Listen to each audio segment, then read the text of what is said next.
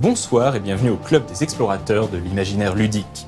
Il existe de nombreux jeux de rôle puisant leur inspiration dans les mythes arthuriens, le plus célèbre d'entre eux étant Pendragon, dont on a déjà parlé dans un des 6.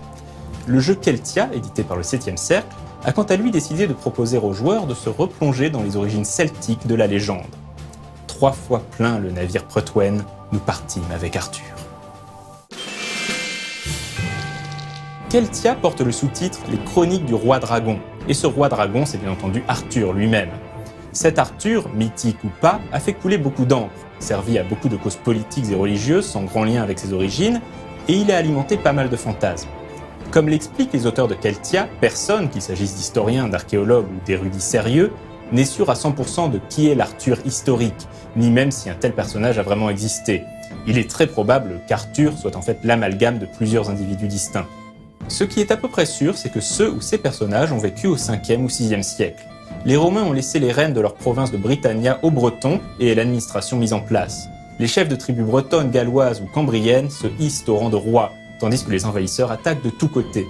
C'est dans cette atmosphère de fin d'époque que l'on entend parler d'un certain Arthur, et c'est à cette période que se déroule Keltia. Pour trouver Arthur, le jeu s'intéresse à la lignée d'Aenion ap Kinefa, qui au 5e siècle régna sur le Gwynedd, un royaume situé au nord-ouest de l'actuel pays de Galles. Car Aenion est surnommé Aenion Earth, Aenion l'impétueux. En tant que chef de guerre, il est appelé chef des dragons, Pendraig en gallois. Il est donc Earth Pendraig et semble une inspiration probable pour Uther Pendragon. Son deuxième fils Owain pourrait donc avoir été l'une des inspirations pour le roi Arthur, d'autant plus que certains textes lui donnent pour surnom Arth, l'ours. Le jeu du 7e cercle imagine qu'il y a bien eu un chef de guerre gallois, un Arthur Pendraig, qui durant les âges sombres nourrissait le rêve d'unifier les peuples celtiques de l'île de Beli-Maur, l'île des forts, que certains nomment également Eunice Prydain, la Grande-Bretagne.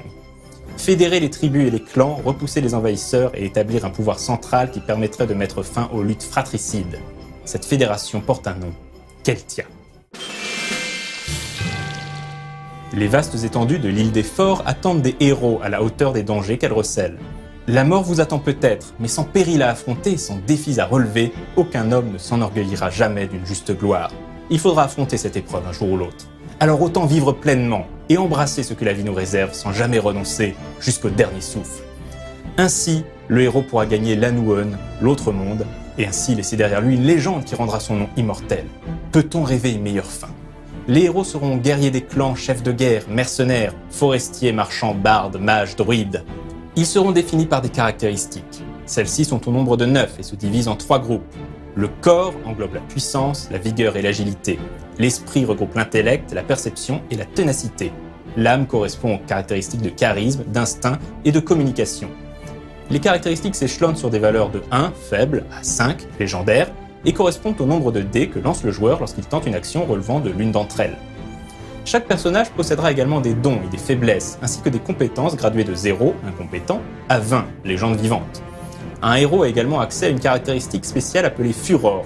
Elle représente la capacité d'un héros à puiser dans ses réserves d'énergie, dans la force de ses émotions et de son propre lien avec le sacré, afin de raffermir sa volonté et d'écraser les obstacles qui se dressent devant lui.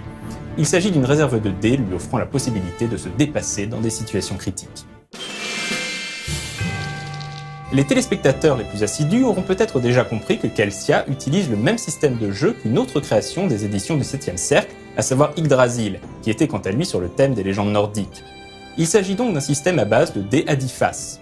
Lorsque le joueur veut effectuer une action, il détermine quelles caractéristiques et quelles compétences sont sollicitées. Il lance alors autant de dés que son score de la caractéristique. Il va ensuite conserver 2 dés de son choix, additionner leurs résultats et ajouter le score de la compétence. Si le total est supérieur ou égal au seuil de réussite fixé par le meneur de jeu, l'action sera réussie.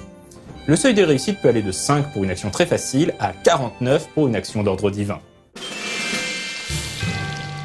Ce qui est très intéressant dans Keltia, c'est son angle historique.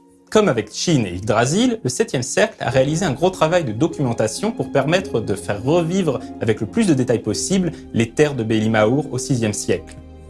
Le jeu possède également une petite couche fantastique avec quelques monstres et créatures issus du folklore celtique, mais ce n'est pas le cœur du jeu. Keltia est avant tout un jeu d'intrigue, de politique et de combat dans la Grande-Bretagne des âges sombres. Le livre de base inclut aussi un petit guide de prononciation, et heureusement parce que les noms et les mots celtiques... oui...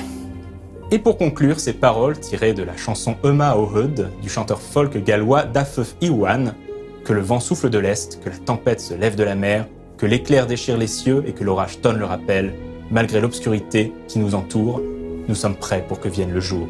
Envers et contre tout, nous sommes toujours là.